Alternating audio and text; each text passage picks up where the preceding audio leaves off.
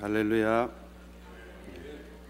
우리 이철 목사님이 지휘하시는 게 성가대 한 수백 명 앞에서 하시는 것처럼 네, 은혜로운 찬양 감사합니다. 제가 오늘 이렇게 All Nations 교회에 와서 말씀을 전한다고 그랬더니 저희 그 펠로십 교회 버지니아 캠퍼스 담당 목사님이 그러시는 거예요. 목사님 가셔서 설교를 잘 하셔갖고 그쪽 교회인들이 우리 교회 좀 오게 하시라고. 그래서 제가 그렇게 대답했습니다. 목사님, 그 반대가 될 가능성이 높습니다. 이게 사실 뭐 농담으로 주고받은 얘기였지만 오늘날 미주 한인교회들의 영적인 현실을 말하는 것이 아닌가 싶습니다. 교회가 서로 하나 되고 또 서로를 축복하고 그런 모습보다는 갈등하고 또 경쟁하고 이런 모습들이 오늘날 우리 미주 한인교회에 쇠락을 가져온 것이 아닌가 싶어요. 미주 한인교회가 1903년도에 시작이 됐답니다. 그래서 지금 약 한 4,800여 교회가 있는데요, 100여 년 동안 계속해서 성장하던 미주 한인교회가 안타깝게 2013년을 기점으로 해서 쇠락하기 시작했습니다. 그리고 그 감소하는 속도는 급격하게 떨어지고 있다는 것이죠.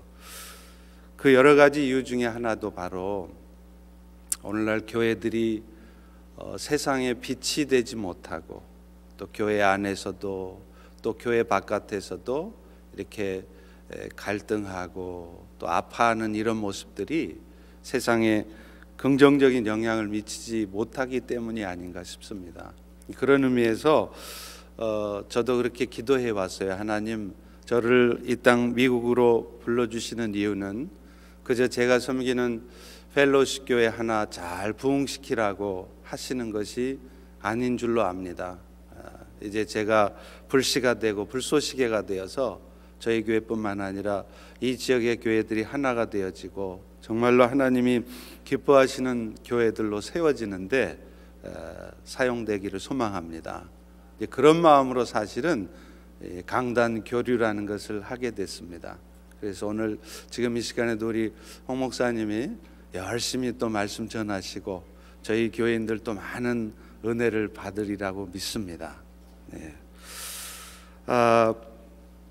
오늘 말씀을 전하도록 하겠습니다. 여러분, 이게 만약에 이 유리컵이라고 한다면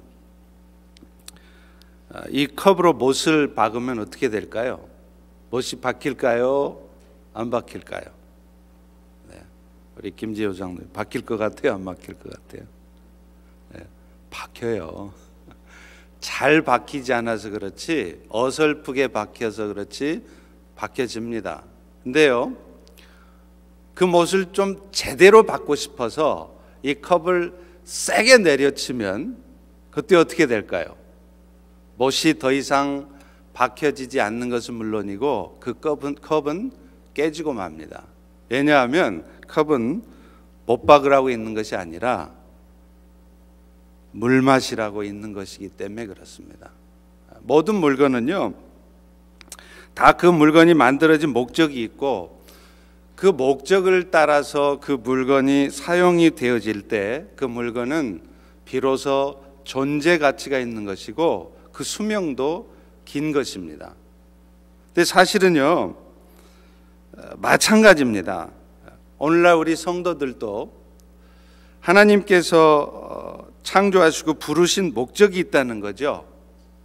그리고 그 성도들이 그 하나님의 목적대로 살지 않으면 그 인생길은 꼬이게 되어 있습니다.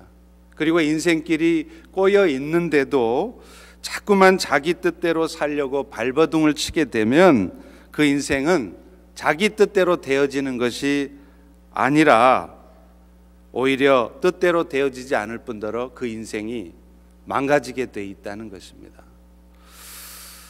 언젠가 한국의 어느 통신사에서 자기 통신사를 이용하면 집에서도 모든 것을 할 수 있다는 그런 의미로 그런 광고를 한 적이 있어요.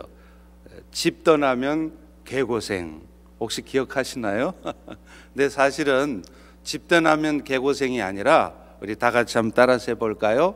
사명 떠나면 개고생. 사실은 자기만 고생하는 것이 아니라 함께 살아가는 가족들 전체가 고생인 경우가 있습니다. 가장이 하나님의 목적대로 살아가지 않으니까 본인뿐 아니라 온 식구가 함께 고생하는 것을 저는 종종 보았습니다. 여러분, 성경에 나오는 요나가 그렇지 않아요?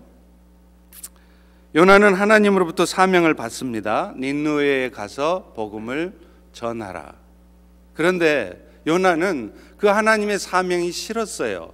왜냐하면 그 니느웨는 자기의 조국 이스라엘, 북이스라엘을 멸망시켰던 아수르의 수도이기 때문에 그래요. 그러니 그 왼수 같은 나라에 왜 좋은 일 시키느냐? 그래서 이 요나는 하나님의 사명을 거부하고 정반대되는 다시스, 오늘날 스페인입니다. 그 다시스로 가려고 욥바항으로 내려가죠. 근데 참 묘해요. 아니 어떻게 욥바항에 갔더니 그 다시스로 가는 배는 몇 달마다 한 번씩 있습니다. 그런데 그때 때마침 또 배가 있는 거예요. 누가 봐도 이 길은 하나님이 허락하시는 길이구나라고 생각할 수 있는 상황입니다. 그래서 요나는 얼른 그 배에 올라타죠. 그랬더니 어떤 일이 벌어집니까? 좀 지나니까 아는 거예요. 처음에는 이게 하나님의 뜻인가? 하나님도 기뻐하시는 일인가? 잘 될 일인가? 좀 지나니까 폭풍이 몰아치더니 온통 배가 뒤집히게 생겼습니다. 이유가 뭐죠? 요나 때문이었습니다. 요나가 하나님의 목적을 따라 살지 않고 자기 뜻대로, 자기 욕심대로 살려고 하니까 배가 뒤집어지는 거예요. 요나만 고생하는 것이 아니라 괜히 까닭없이 요나하고 함께 배를 같이 탔다는 이유 하나만으로 요나 때문에 같이 선원들이 다 고생을 한다는 거죠. 여러분, 물론 우리 인생길이 잘 풀리지 않는 이유가 모두가 다 하나님의 목적을 따라, 사명을 따라 살지 않았기 때문만은 아니에요. 아마 여러분 중에도 분명히 하나님의 목적을 알고 그 목적을 따라 열심히 사시는데도 많이 인생이 힘드시고 어려우신 분들도 있을 것입니다. 하나님은 그런 어려운 과정을 통해서 우리를 더 겸손하게 낮추시려는 거예요. 그리고 때로는요, 하나님이 우리를 향해 갖고 계신 그 비전, 하나님의 목적을 더 분명하게, 확실하게 붙들고 살아갈 수 있도록 하기 위해서 그러실 때도 있습니다. 그리고 그 모든 일들이, 하나님의 목적을 따라 사는 일들이 사람의 힘으로 되어지는 것이 아니라 하나님이 하시는 것이라는 것을 여러분들로 하여금 경험하게 하시기 위해서 오늘 또 여러분이 많이 힘든 시간을 겪는 경우도 있습니다. 그러나 분명한 것은요, 오늘 또 여러분의 삶이 여러분 뜻대로 되어지지 않고 있다면 그 이유가 어쩌면 오늘 또 내 삶을 내 뜻대로만, 내가 바라고 원하는 대로만 살아가려 하고 하나님의 목적을 따라 살려 하지 않기 때문은 아닌지 돌아보셔야 한다는 거예요. 여러분, 성공하는 인생이라는 것은 오늘 또 열심히 세상 살아갈 준비하는 인생이 아닙니다. 하나님이 나를 부르신 목적이 무엇일까? 오늘 또 하나님이 나를 이 미국 땅에 있게 하신 이유가 뭘까? 나를 향한 하나님의 비전은 도대체 뭘까? 그것을 궁금해하고 그것을 하나님 앞에 알게 해달라고 구하고 그리고 그 뜻대로 살아가려고 하는 인생이 진정 성공하는 인생인 것입니다. 그렇다면요, 하나님이 우리를 향해 갖고 계신 목적, 우리가 흔히 비전이라고 그러잖아요. 그 비전을 어떻게 알 수 있을까요? 사실 하나님의 비전은 우리가 정하는 게 아니에요. 하나님이 보여주시는 것입니다. 그리고 어떤 사람들에게 하나님은 그 비전을 보여주시냐면요, 자신의 인생을 하나님 앞에 드릴 준비가 돼 있는 사람, 그런 사람들에게 하나님은 비전을 보여주세요. 여러분, 비전 할 때 V-I-S-I-O-N 할 때 vise 그 뜻이 뭡니까? visual, 본다는 뜻이잖아요. 그러니까 비전이라는 것은 내 머릿속에서 나는 이렇게 살아야 되겠다, 저런 인생 참 멋있네, 내가 정한 것이 아니고 하나님께서 보여주시는 거예요.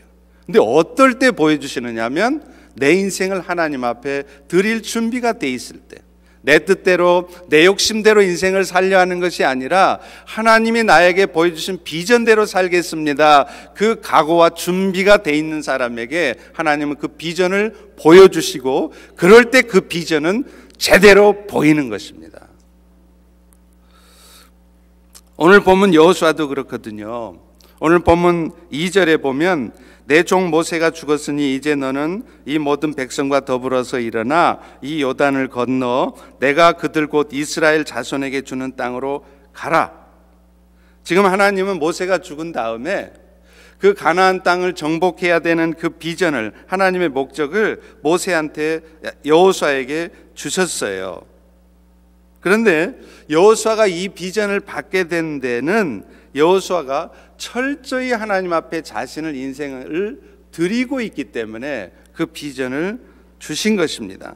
그리고 하나님은요, 이미 오래전부터 여호수아가 그렇게 되도록 하기 위해서 여호수아를 훈련하고 계셨어요.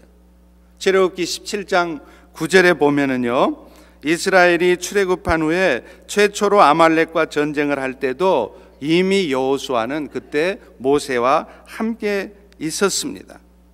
그리고 여호수아는 그 이후에도 광야 40년의 훈련 동안 다 모세와 함께 그 훈련을 다 받아낸 사람이었어요. 그리고 나서 하나님은 비로소 여호수아에게 비전을 주신 것이지, 여호수아는 아무 고생도 안 하고 아무런 하나님 앞에 훈련도 없이 어느 날 갑자기 나는 너를 통해서 이것을 이루고 싶구나 하고 비전을 주신 것이 아니셨다는 겁니다. 그래서 하나님께서는요, 아직도 자기 생각이 많고 인생을 열심히 살기는 사는데 자기 열심 가운데 사는 사람한테는 비전을 잘 안 보여주세요.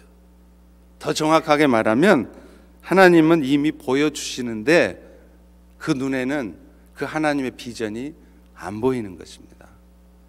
그래서 하나님께서는요, 누군가를 통해서 당신의 크신 일들을 이루고 싶잖아요. 그러면 항상 먼저 하시는 작업이 뭐냐? 그 인생이 하나님께 맡겨지도록 하는 훈련을 하신다는 거예요. 이 훈련을 위해서 하나님이 잘 쓰시는 방법 중에 하나가 뭐냐면, 인생이요, 자기 뜻대로 잘 안 되게 하세요.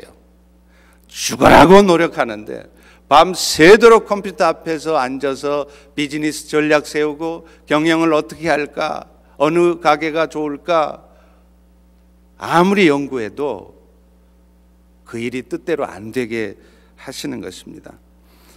사람들은요, 내 뜻대로 인생이 잘 풀리면 오히려 하나님 뜻대로 살 것 같은데 그렇지 않아요.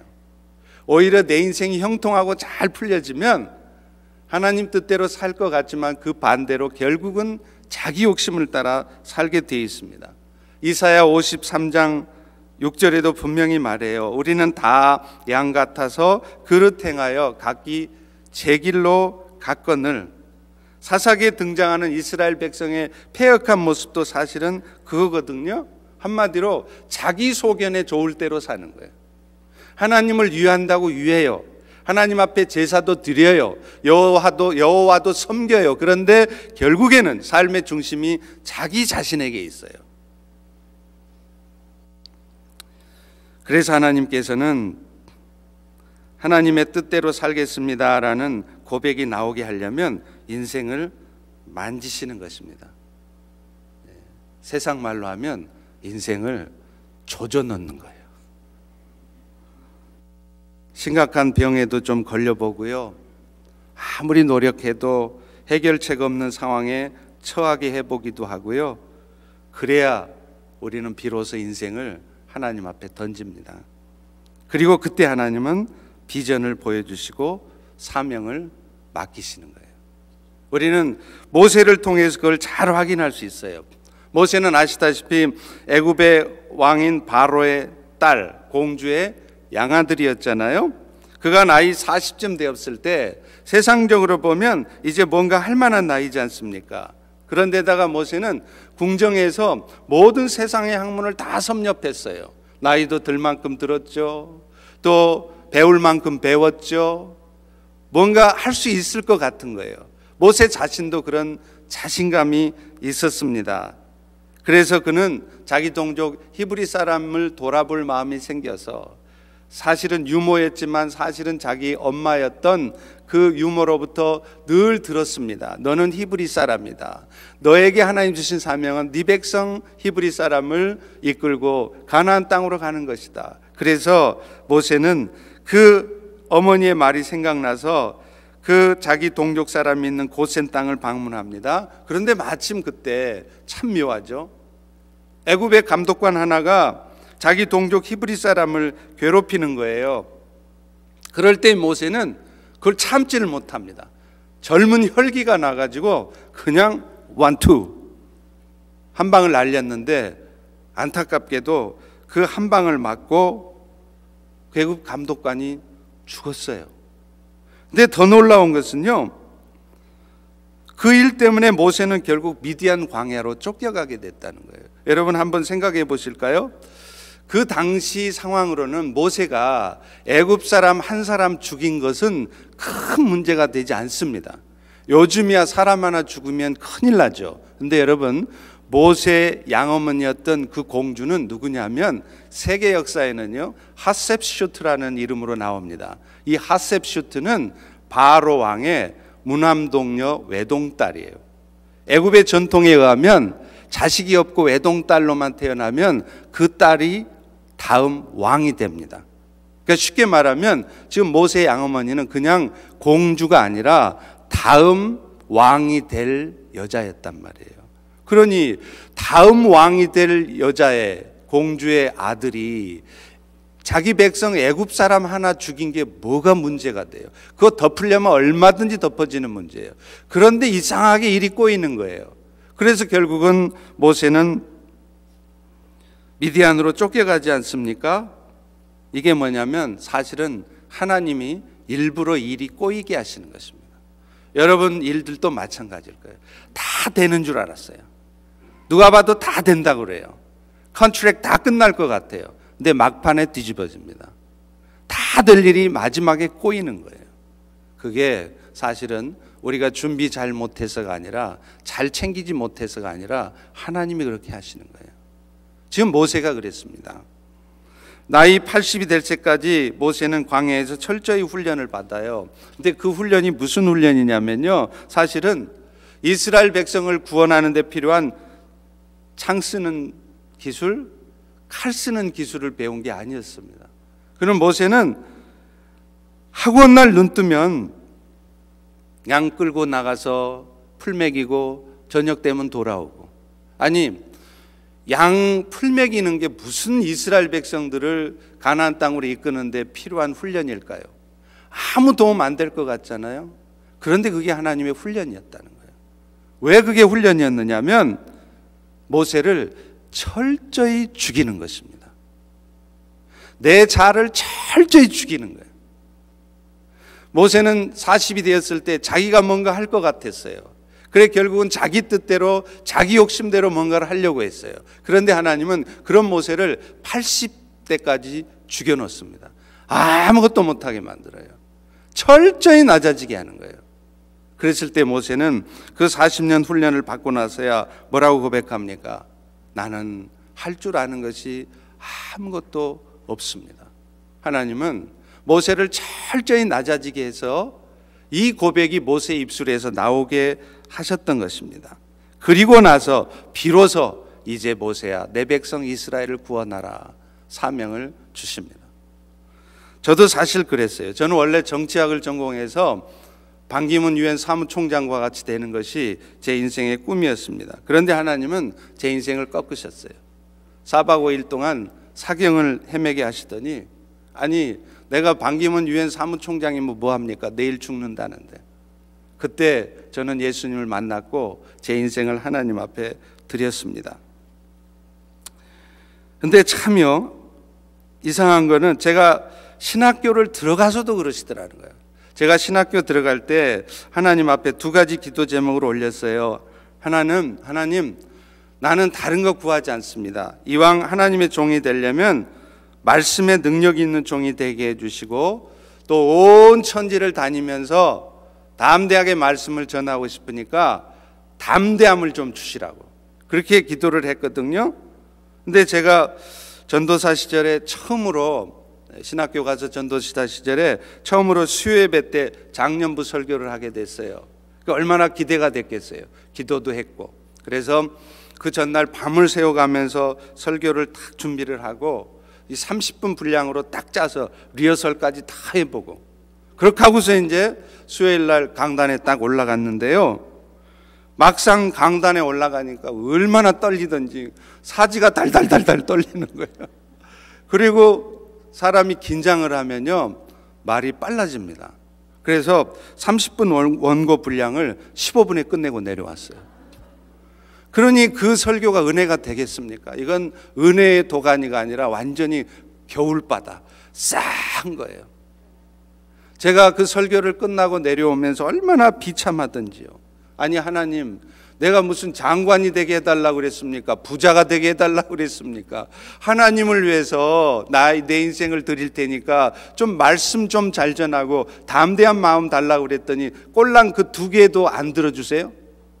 얼마나 원망스러운지 몰라요. 그런데 신학교 다니는 3년 내내 그러시더라고요. 그때뿐만 아니라 그 이후로도 저는 3년 동안 부교육자 시절에 설교하면서 성도님들한테 설교 끝나고, 전도사님 오늘 전도사님 설교에 은혜 많이 받았어요, 이런 말을 들어본 적이 없습니다. 맨날 설교 끝나고 나가면은 성도님들이 인사하는 게, 전도사님 수고 많으셨습니다. 뭐 누가 수고한지 몰라요? 아니 그냥 전도사님 오늘 정말 말씀에 은혜 많이 받았어요, 이렇게 말해주면 어디 입술에 덧납니까? 그런 얘기를 안 하는 거예요. 그 얘기 좀 듣고 싶은데. 근데 하나님이 그게 저를 낮추시는 거더라고요. 제가 신학교 들어갈 때만 해도 자신이 있었습니다. 나는 주의 종이 돼도 잘할 거다, 말씀도 기가 막히게 잘 전하고 잘할 거야. 근데 3년 내내 하나님이 저를 완전히 죽이시는 거예요. 나중에 졸업할 때 되니까 제가 할 수 있는 게 아무것도 없는 거예요. 자신감이 없어지는 거예요. 그때 하나님이 저에게 비전을 주셨어요. 제가 신학교 졸업할 무렵 친구 전도사님의 권유로 중국에 한번 이제 갔습니다. 그래서 중국 조선족 교회에서 설교를 하게 됐는데요.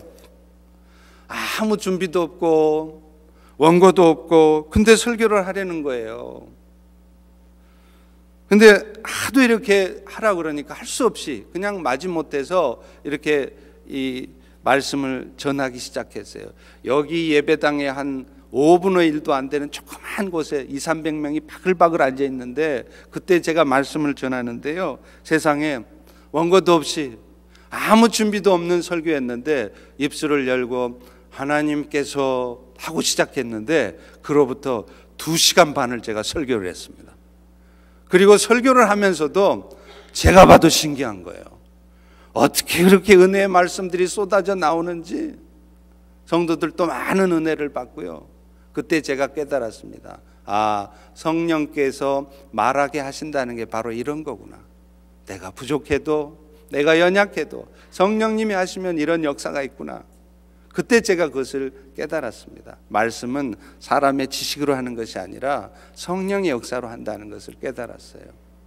그리고 그 말씀을 듣는 성도들, 조선족 형제들의 눈빛도 얼마나 초롱초롱한지, 마치 오늘 이 아침에 여러분 모습처럼 한 말씀도 놓치지 않으려고 초롱초롱한 눈빛으로 쳐다보고 있는 거예요. 그래서 그때 생각했습니다. 아, 내가 일할 곳이 바로 여기구나. 그리고서 한국에 돌아와서 당장 기도를 시작했습니다. 하나님, 제가 일할 곳이 중국이 맞다면 분명히 말씀해 주세요. 근데 얼마 후에 제가 꿈을 꿨어요. 꿈속에서 제가 북경 공항에 서 있는데 안내 방송이 나오는 거예요. 한국에서 오신 김 선생님 전화 받으세요. 전화 받았더니 중국 조선족 형제들하고 한족 형제들이 저한테 그러는 거예요. 선생님, 빨리 건너와서 우리를 도와주세요. 어디서 많이 들어보셨죠? 사도행전 16장에 나오는 사건이죠. 사도 바울이 소아시아의 복음을 전하려고 하다가 그 길이 막혔을 때 성령께서 환상 가운데 바울을 마케도니아로 부르는 장면이었습니다. 그때 제가 꿈을 딱 깨고 나서 하나님이 부르시는 것이 맞구나, 제가 확신을 했습니다. 여러분, 제가 이런 얘기한다고 그래서 모든 꿈이, 여러분이 꾸시는 모든 꿈이 다 하나님의 뜻인 것은 아닙니다. 그러니까 너무 또 자꾸 꿈 얘기하지 마세요. 꿈 중에는 개꿈도 있고 하나님의 뜻이 아닌 꿈도 있어요. 근데 저로서는 그 당시에서는 워낙 간절한 마음으로 기도하고 있었고, 그래서 저는 그것이 하나님의 뜻이다라고 저로서는 생각했던 것입니다. 자, 어찌됐든 여러분, 제가 왜 이런 얘기를 할까요? 우리 인생 가운데서도 하나님 우리 인생을 조지실 때, 여러분 인생이 여러분 뜻대로 되지 않을 때, 그것은 단순히 여러분을 어렵게 하시려는 것이 아니라는 거예요. 사실은 그 일이 지난 후에 여러분 인생이 더 하나님 앞에 축복된 인생이 되게 하시려는 것입니다. 어떻게 해요? 이제는 내 뜻대로 인생을 사는 것이 아니라 하나님의 목적을 발견하고 하나님의 뜻대로 살아가게 하려는 거예요. 그리고 그렇게 살 때 우리 안에 진정한 만족과 기쁨이 있다는 것을 여러분에게도 경험시켜주고 싶으셔서 하나님이 그렇게 하시는 것입니다. 자, 그렇기 때문에 여러분에게도 하나님이 그런 상황을 주실 때는 하나님이 이를 통해서 나에게 하나님의 목적과 비전을 붙들게 하시려고 하는 것이구나, 이렇게 생각하시기를 바랍니다. 우리 다 같이 한번 따라서 해보겠습니다. 하나님은 지금 당신을 향한 하나님의 비전을 더욱 분명히 하시려는 것입니다. 할렐루야. 낙심하지 마세요. 자, 그런데요, 또 하나 중요한 것은 그 비전이 하나님이 주신 비전, 하나님 주신 목적이 맞다면요, 그 비전은 반드시 이루어진다는 거예요. 그리고 그것은 하나님께서 친히 이루어 가시는 비전이라는 것입니다. 우리 다 같이 한번 따라서 해보겠습니다. 하나님의 비전은 반드시 이루어진다. 반드시가 아니고 이럴 때는 반드시예요. 반드시 이루어집니다. 하나님이 여호수아에게 주신 비전을 보면 아직 차지하지도 않은 땅을 전부 줬대요. 3절 4절 보세요. 내가 모세에게 말한 바와 같이 너희 발바닥으로 밟는 것은 모두 내가 너희에게 주었노니라고 되어 있어요. 과거형으로 되고 있어요. 6절 끝에도 네가 내 백성들로 하여금 가나안 땅을 차지하게 되리라라고 말하고 있습니다. 그러니까 문장이 전부 주시는 것으로 되어 있어요. 앞으로 요단강도 건너야죠. 여리고성도 무너뜨려야 되죠. 아시다시피 아이성 싸움에 실패도 있죠. 남부 북부 연합군과의 싸움도 있는데 아직 이 전투는 하나도 안 했는데 하나님 뭐라 그러냐면 그거 너한테 이미 다 줬대요. 여러분, 이것을 뭐라 그러냐면 예언적 과거형이라고 말합니다. 성경에는 이런 예언적 과거형이 있어요. 그것이 아직 일어나지 않은 일이지만 반드시 일어날 일이기 때문에 마치 일어난 일인 것처럼 과거형으로 쓰는 거예요. 이걸 예언적 과거형이라고 합니다. 지금 오늘 본문이 그렇게 쓰여 있다는 거예요. 근데 우리 현실은 아무것도 주어진 것이 없는데 왜 자꾸 주었다 그럽니까? 지금 내 눈으로 보면, 내 상황으로 보면, 내 세상 지식과 내 세상에서의 비즈니스 경험으로 보면 이것은 절대로 안 될 것 같은데 왜 하나님 된다고 말씀하십니까? 이렇게 말하잖아요. 그런데 그렇게 말하면 이게 불신앙이 됩니다. 왜냐하면 나중에 여호수아서 다 끝날 무렵에 보면 진짜로 다 주어졌기 때문에 그래요. 여호수아 23장 14절을 보시기 바랍니다. 스크린 보시면서 한번 따라 읽어볼까요? 네, 시작. 보라, 나는 오늘 온 세상이 가는 길로 가려니와 너희의 하나님 여호와께서 너희에게 대하여 말씀하신 모든 선한 말씀이 하나도 틀리지 아니하고 다 너희에게 응하여 그 중에 하나도 어김이 없음을 너희 모든 사람은 마음과 뜻으로 아는 바라. 여호수아가 처음 비전을 받았을 때는 이루어진 거 아무것도 없었습니다. 그러나 그 비전을 하나님이 주셨기 때문에 그 비전은 이루어졌다는 거예요. 그리고 더 놀라운 것은 이 비전이 순전히 하나님께서 하신 거라는 거예요. 겉으로 보면 여호수아가 열심히 싸웠기 때문에, 머리 좋았기 때문에, 전략을 잘 세웠기 때문일 것 같은데 아니더라는 거예요.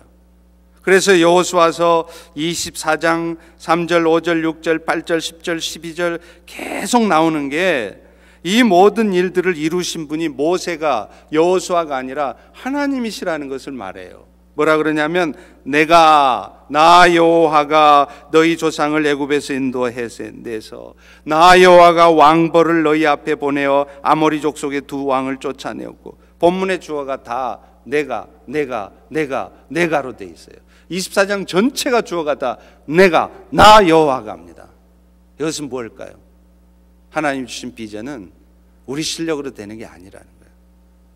하나님이 하신다는 겁니다.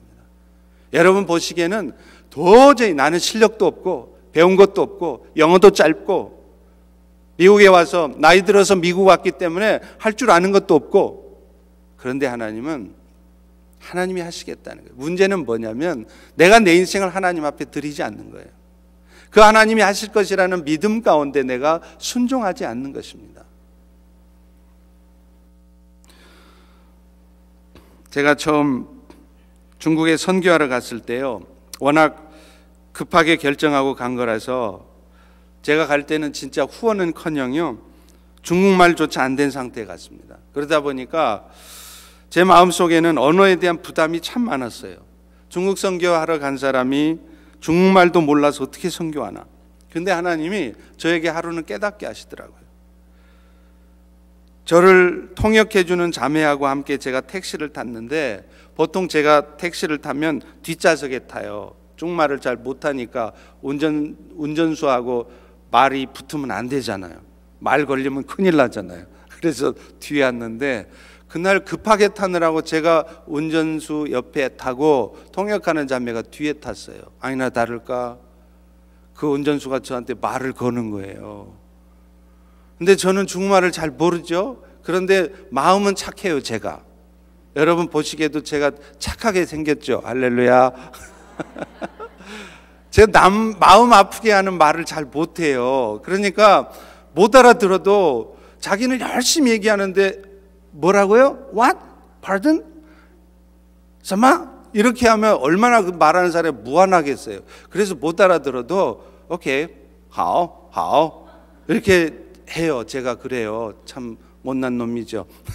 근데 이렇게 못 알아들어도 하오 하고 했더니 이 운전수가 재미가 나가지고 막 얘기를 하는데, 그래도 한두 마디는 알아듣겠더라고요. 예수 그리스도가 비슷해요. 예수 지도, 그리고 교회를 무슨教会 이렇게 얘기를 하는데, 그러니까 지금 저 운전수가 뭔진 모르겠지만 뭐 교회 얘기하고 예수님 얘기하는 갑다 그러면서 그냥 좋은 얘기니까 예수 좋죠, 할렐루야, 이거 하오 이런 거예요. 근데 드디어 이 사람이 자기 말만 하는 게 아니라 나한테 물어보는 거예요.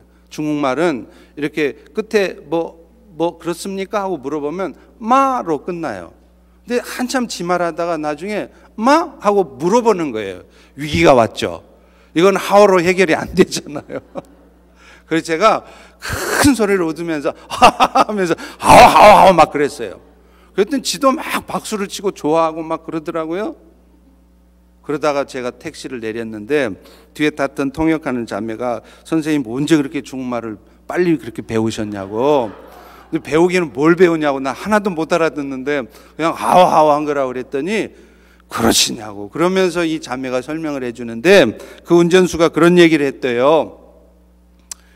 자기도 마음속에 언젠가는 꼭 교회를 가고 싶은 마음이 있었는데 오늘 니들 보니까 어떻게 알았는지 모르겠어요. 꼭 예수 믿는 사람들 같다.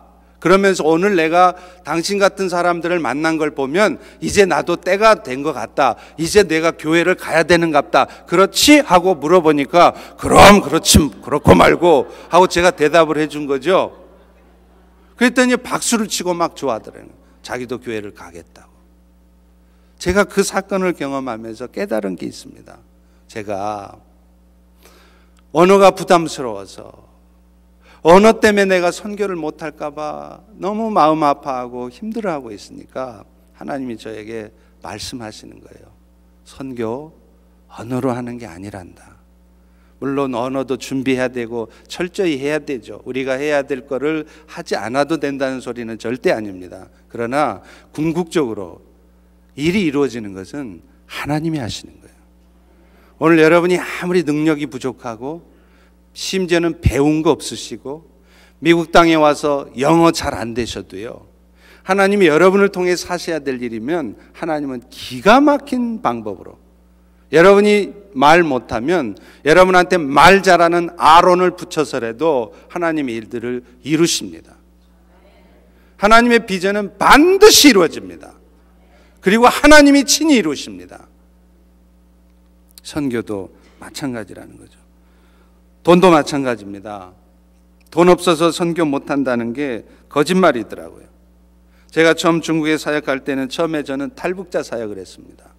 그래서 탈북자들 그때 한 90년대 말 2000년대 초까지만 해도 탈북자들이 굉장히 많이 넘어왔어요. 그래서 이 사람들은 이 밖에 나가면 안 되니까 하루 종일 그 중국식 아파트, 한국식 아파트가 아니라 중국식 층집이라 그럽니다. 거기서는 이 아파트에서 그냥 하루 종일 앉아서 성경만 읽어요. 근데 그런 공동체에 제가 한 달씩 몇 주간씩 가서 성경 학습을 해줘요. 그리고 저는 이제 순회를 합니다. 근데 어느 사역장에 갔는데 어느 날 그 사역장을 책임지고 있는 조선족 형제가 그러는 거예요. 선생님, 내일부터 우리 금식해야겠습니다. 그래요. 그래서 금식 좋지요, 합시다. 그랬더니 표정이 좀 이상해요. 알고 봤더니 금식이 아니라 굼식을 해야 되는 거예요. 생활비가 떨어졌다는 거예요. 이 말을 저한테 하는 이유는 뭐예요? 당신이 선교사니까 우리 생활비 책임져라, 이 얘기 아닙니까? 근데 저는 사실 중국에 선교를 떠날 때 정기적인 후원 하나도 없이 갔어요. 하나님의 부르심이 확실하다고 저는 확신했기 때문에 하나님이 책임지실 것을 믿고 그냥 이민 가방 2개 들고, 그때 우리 큰애가 아주 어릴 때였는데 그 어린애 끌고 우리 집사람이랑 그냥 무작정 떠났어요. 그래서 저한테는 교통비가 중국은 아주 비싸요. 그래서 교통비하고 생활비 조금 이 정도밖에 없었어요. 하나님한테 완벽히 맡기고 갔기 때문에. 근데 그 형제가 생활비가 떨어져서 굶어야 된다는데 어떻게 해요? 근데 만약에 제가 갖고 있는 교통비를 내놓자니 다음 사역지에 가서 하나님의 일을 못 하겠고, 그렇다고 그것을 모른 척하고 안 내놓자니 우리 형제들이 굶어가고 있고, 하나님 도대체 이 상황인데 어떻게 해야 됩니까? 하나님이 말씀하신 대로 하겠습니다. 내놓으라면 내놓고 갖고 있으라면 갖고 있겠고 하나님이 말씀해 주세요. 그렇게 기도했는데요, 그 다음날 아침에 순서를 따라 새벽에 한 장씩 큐티를 하는데 요한일서 3장을 큐티를 할 때였습니다. 근데 제가 요한일서 3장 17, 18절을 읽으면서 마치 망치로 맞은 듯이 아주 깜짝 놀랐어요. 거기 이런 말씀이 있습니다. 누가 이 세상 재물을 가지고 형제의 궁핍함을 보고도 도와줄 마음을 닫으면 하나님의 사랑이 어찌 그 속에 거하겠느냐. 자녀들아, 말과 혀로만 사랑하지 말고 행함과 진실함으로 하자. 하나님의 뜻은 분명하죠. 그래서 제가 제 생활비를 내어놓았습니다. 다음 사역장으로 움직여야 될 교통비도 다 내놓았어요. 그리고 그렇게 할 때는 제 안에도 믿는 구석이 있었어요. 이렇게 내놓으면 하나님이 챙겨주시겠지. 가시기 전에 하나님 배로 주시든지 뭐 하시겠지. 근데 웬걸 떠날 때가 됐는데 다음 사역장으로 가야 되는데 하나님이 공급을 안 하시는 거예요. 근데 이미 줬는데 또 달라 그럴 수 있어요? 선교사 주제. 근데요, 제 마음속에는 왠지 모를 믿음이 있었어요. 믿는 구석이 있었습니다. 내가 비록 이 상태에서 기차역에 나아가서 기차표를 끊을 돈이 없어서 내가 거기서 이틀 3일을 노숙을 할지언정 하나님이 내가 해야 될 사역이 분명히 맞다면 하나님이 책임지실 것이라는 믿음이 있었습니다. 그래서 그냥 돈 한 푼 없이 그냥 나갔습니다. 무턱대고 그 아파트 문을 밀고 나갔어요. 그때 그 순간에 저 밑에서 누가 막 뛰어 올라오는 거예요. 알고 봤더니 바로 전주에 저희 공동체에 와서 가끔 함께 예배를 드려주시는 한국 기업 하시는 분이 계세요. 근데 중소기업이긴 하시는데 그분이 올라오시는 거예요. 그러면서 하시는 말씀이, 아니 선생님 가시면 가신다고 말씀을 하시지 왜 말씀을 안 하셨어요? 하면서 봉투를 쫙 꺼내시는 거예요. 할렐루야, 할렐루야. 그래서 그 봉투를 받고 의기양양해가지고 딴 때 같으면 버스 탔을 텐데 택시 타고 택시에 앉아서 얼마 들었나 하고 궁금하니까 봐야죠. 하나님이 배로 주셨나 세 배 주셨나. 근데 봤더니요, 놀랍게 제가 그 생활비로 내놓은 그 액수하고 똑같은 액수가 있는 거예요. 그 기업가는 제가 생활비로 돈을 내놓았다는 것을 모릅니다. 액수가 얼마인지는 더더욱 몰라요. 그리고 그 액수도 1,000원, 2,000원, 3,000원 끊어서가 아니라 그냥 있는 돈을 털었기 때문에 1,650원, 1,682원 이런 식으로 안 떨어지는 액수였어요. 근데 그 안에 꼭 같은 액수가 있는 거예요. 소름이 끼치더라고요. 하나님이 저한테 분명히 말씀하는 거였습니다. 뭡니까? 하나님의 일은 내가 한다. 돈? 네가 걱정하지 말아라. 내가 책임진다. 제가 그 이후로 7년 동안 중국 선교를 하고 또 저를 파송한 교회 담임 목사로 청빙이 돼서 한국에 와서 8년 동안 담임 목회를 하고 지금 미국에 건너온 지 이제 1년 반이 됐습니다. 지금까지 20여 년 제가 목회를 하면서 단 한 번도 돈이 없어서 목회 못한 적 없었습니다. 돈이 부족해서 선교 사역 못한 적 없었습니다. 그것이 하나님의 비전이 맞다면 하나님은 여러분이 상상할 수 없는 방법으로, 기가 막힌 방법으로 여러분의 일들을 책임지십니다. 문제는 나를 향한 하나님의 목적을 발견하는 거예요. 그리고 그런 목적을 향해서 흔들림 없이 가시는 것입니다. 자녀 문제도 걱정하지 마세요. 저는 선교하면서 제 동료 선교사들이, 주로 제가 그렇게 살아서 그런지 모르지만 제 주변에 그런 분들이 참 많이 있었어요. 애들이요, 신경 별로 안 써요. 무관심한 게 아니라 하나님한테 맡기는 겁니다. 그래서 돈이 없어서 학교 못 가잖아요. 그러면 걱정 안 해요. 학교 못 가면 그냥 집에 있어. 그럼 뭐 하느냐? 옆에서 걱정이야. 저 애 학교 안 보내고 뭐 하느냐? 뭐 하나님이 공급 안 해주셔서 학교를 못 보내는데 어떻게 해요? 그럼 집에서 뭐 하느냐? 성경 읽어라. 그런데요, 그렇게 하고 있으니까 놀랍게 캐나다의 단기 선교팀이 와서 그 선교사님 자녀 둘을 그런 상황에서 돈이 없어서 애들 학교 못 보낸다는 얘기를 듣고 그 교회에서 그 두 아이를 초청을 해서 나중에 그 아이들이 캐나다에서 대학까지 다 다니게 해줬습니다. 여러분, 문제는 하나님 앞에 우리 인생을 맡기지 않는다는 거예요. 내 뜻대로만 인생을 살려고 한다는 겁니다. 오늘 본문에도 분명히 말씀합니다. 우리 5절 다 같이 한번 읽어볼까요? 네. 시작. 내 평생에 너를 능히 당할 자가 없으리니 모세와 함께 있었던 것 같이 너와 함께 있을 것임이니라. 내가 너를 떠나지 아니하며 버리지 아니하리라. 그러니 오늘 우리가 할 수 있는 것은 뭐냐? 마음을 강하고 담대하게 하는 거예요. 여러분, 사람 생명도 마찬가지예요. 여러분 중에 건강 때문에 걱정하시는 분들이 계실 겁니다. 물론 건강검진도 하셔야 되고 건강도 챙기십시오. 그런데요, 사람이 죽고 사는 것은 여러분이 운동 열심히 한다고 챙겨지는 것 절대로 아닙니다. 12층에서 인생 살기 싫다고 떨어져도요, 그 사람이 살아야 될 사람이면 11층에 빨랫줄에 걸려가지고 살아요. 그런데요, 이제 때가 돼서 하나님이 불러가실 때가 되면 건강 챙기느라고 하루 종일 산에 가서 운동하고, 요즘 그 한국에 도사들이 많대요. 전도사가 아니라 산도사들이 많대네요. 아침에 눈 뜨면 산에 올라가서 하루 종일 운동하고 돌아다니다가 오후면 내려와요.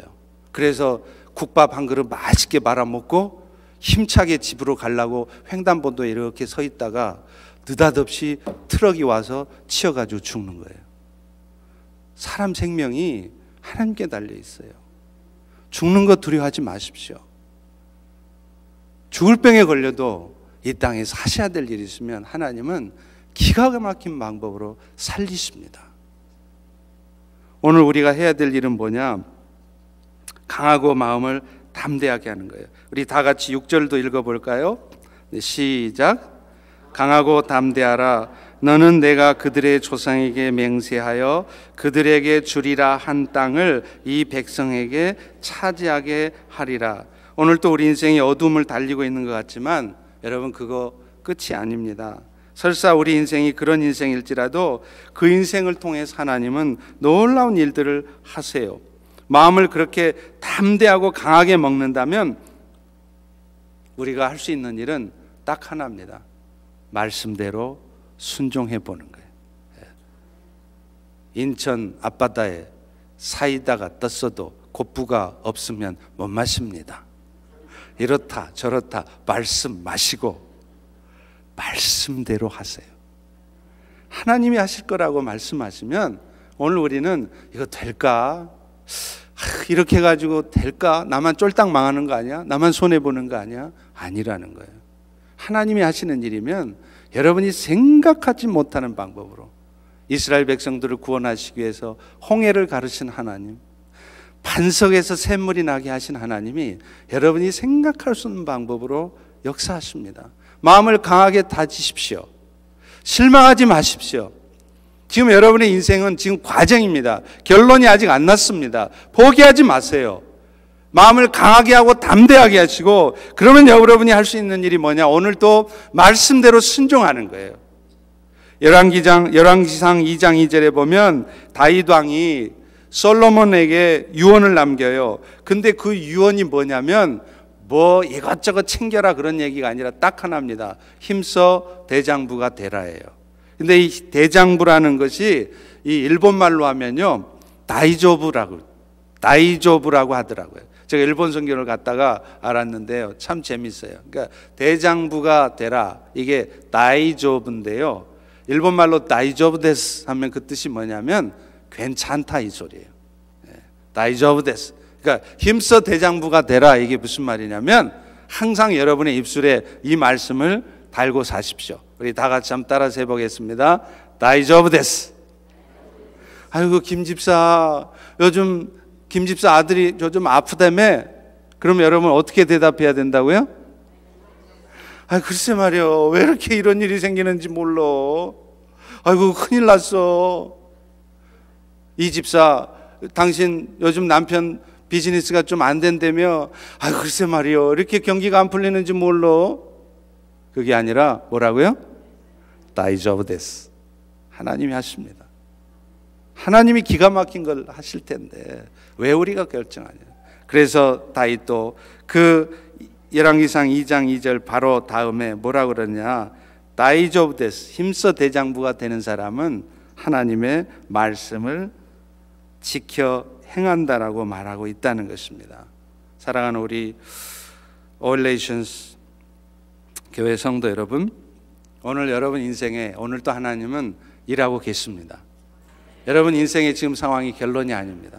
이 시간에 혹시 실망하고 계신 분이 계세요? 절망에 빠져 있는 분이 계세요? 포기하고 싶은 분이 계세요? 아닙니다. 지금도 하나님은 일하고 계십니다. 오늘 여러분이 할 일은 여러분의 인생의 앞일을 걱정하시는 게 아니에요. 여러분 인생 전체가 하나님 앞에 보장 다 돼 있습니다. 죽고 사는 것도 하나님께 달려 있습니다. 오늘 여러분은 강하고 담대하게 마음을 잡수시는 거예요. 그리고 오히려 일들을 통해서 하나님, 그렇다면 나는 무엇을 해야 합니까? 나를 향한 하나님의 비전은 무엇입니까? 그리고 그 비전을 향해 가겠습니다 하고 걸어가시다 보면 놀라운 은혜의 역사가 오늘 여러분의 가정에, 우리 올레이션스 교회 가운데 있을 줄로 믿습니다.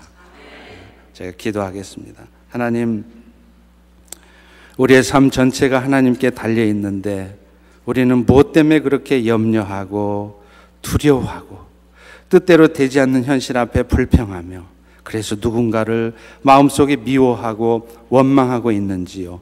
하나님, 오늘 말씀을 통하여서 우리의 삶의 문제는 사실은 나의 능력이 아니라 우리가 하나님의 목적을 발견하지 못했기 때문인 것을 알았사오니 이제 그 목적을 발견하고 그 목적을 따라 살아갈 때 오늘 우리 모든 인생이 놀라운 하나님의 은혜 역사를 경험하는 그런 인생들이 되도록 축복하여 주옵소서. 예수님의 이름으로 기도합니다. 아멘.